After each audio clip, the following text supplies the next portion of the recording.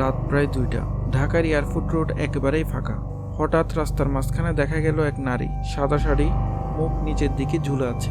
Driver প্রথমে ভেবেছিল কেউ হয়তো সাহায্যের জন্য দাঁড়িয়ে আছে, কিন্তু যতই কাছে গেল ততই গাড়ির হেডলাইটের আলো ধোঁয়ার মতো ঘোলা হয়ে গেল। নারীটা ধীরে ধীরে উধাও হয়ে গেল বাতাসে।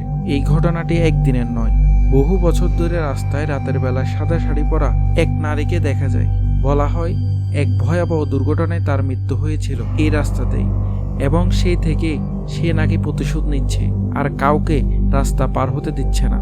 আজও অনেক ট্রাক ড্রাইভার রাতে গাড়ি চালানোর সময় হেডলাইট নিভিয়ে হর্ন দিয়ে সেদিকে তাকিয়ে বলে, আমরা জানি তুমি আছো, আমাদের ছেড়ে দাও। তুমি কি কখনো গভীর রাতে এয়ারপোর্ট রোড গিয়েছো?